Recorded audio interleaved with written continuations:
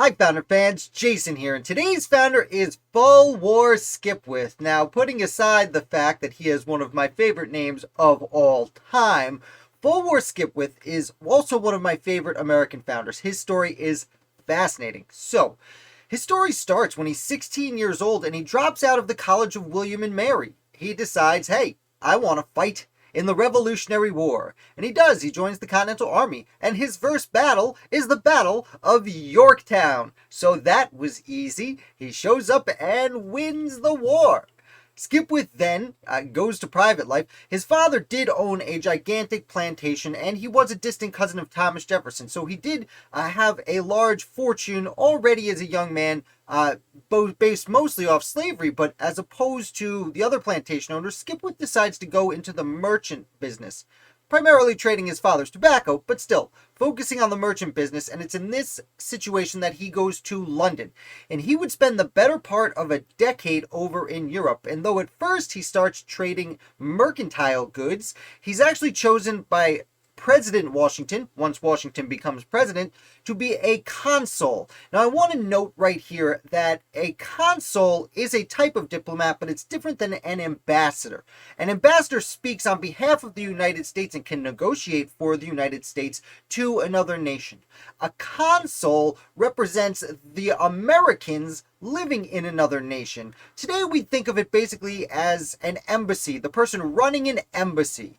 But Skipwith was really good at this, so by 1795 he's sent to Paris, where he becomes consul general in Paris, making him the head consul in France, working directly under ambassador to France, James Monroe. Now, unfortunately for everyone involved, James Monroe and George Washington start to disagree on things, and this, as his co-worker, reflects poorly on Skipwith once Madison is recalled.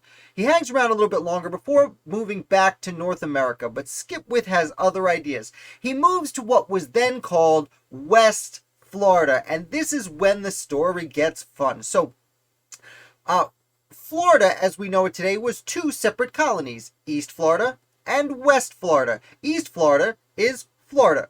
West Florida is now in modern-day southern Alabama and Mississippi and a little bit of modern Louisiana. Now, Skipwith returns and he lives there about a decade and a half, and during this time, the Louisiana Purchase is made. And I'll remind you that Spain held the Louisiana Territory until 1802, when it is sold to France, who then just a few months later essentially flips the Louisiana Territory to the Americans. Even when the Americans first show up to take over New Orleans, they take down the Spanish flag, run up the French flag real quick, and to demonstrate it was owned by France, and then run it right back down and run up the American flag. However, East and West Florida had not been part of the Louisiana Purchase. Well, depending on who you ask. You see, Spain thought it still held East and West Florida. The Americans thought a good chunk of West Florida belonged to the Americans. This just so happens to be where Fulwar Skipwith lived. He lived in what was thought by the Americans to be a part of the United States, though it was technically still being openly run by the Spanish. And, to make matters worse, a whole bunch of loyalists who had fled the colonies during the American Revolution ended up living in this area. So you have three different groups all vying for power. You have Americans, who think they own it, you have the Spanish, who are running it, and you have loyalists, who are there. And what happens is, eventually, a revolt breaks out, though it might be better called a civil war. The Spanish were running things out of Baton Rouge, and the Americans put together a militia, and they take Baton Rouge, and therefore take over control of the colony. It takes a few weeks to write a new constitution, but once they do write a new constitution, they elect a governor. And that governor is Fulwar Skipwith. They also declare their independence, so although he is technically a governor, he is also de facto president of the independent nation of West Florida, the Republic of West Florida, as they called it. Now, to be fair, Skipwith and his compatriots fully expected to become part of the United States.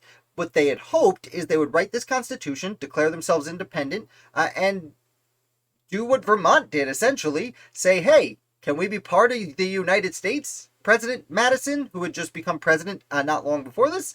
And that's not exactly how things went down. James Madison was furious that this happened. Furious.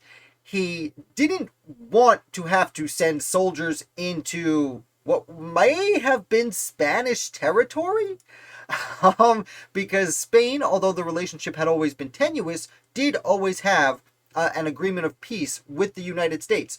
A tenuous one. And invading one of their colonies might not be a great thing. Additionally, just 6 years before this is in 1810 that this is all going down. Just 6 years earlier, Aaron Burr had been tried for treason for bringing a militia into Spanish territory, allegedly. And so for the president now to go do essentially the same thing, what they called a filibuster at the time, though the word has an entirely different meaning nowadays than it did,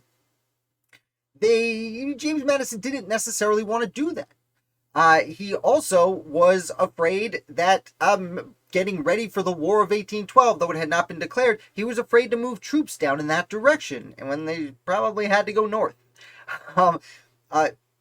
Now, James Madison does decide to send troops in to take this land. In fact, he makes a proclamation that he's annexing this territory from Spain.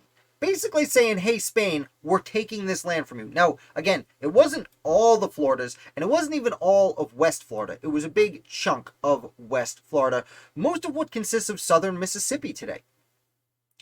Fortunately for Madison, Spain had just, by this point, started another war with France and was too distracted to send soldiers to stop it. However, Madison does go down. Now, all that Skipwith and his compatriots wanted was to become a state in the Union. What they did not want was to be annexed and become part of the Louisiana Territory, or just be a territory in general. Because a territory could just be run in any fashion it desired by technically the president or whatever territorial governor was put in charge. And Skipwith and the revolutionaries down there that started this independent nation of West Florida, they already wrote a constitution, and they fit all the qualifications to become a state, and that was their argument. Unfortunately, once the Americans show up, and Skipwith and his friends are significantly outgunned and outmanned, they make the wise decision to cede defeat to the Americans, and essentially say, hey, look, we got the Spanish out for you. You're welcome.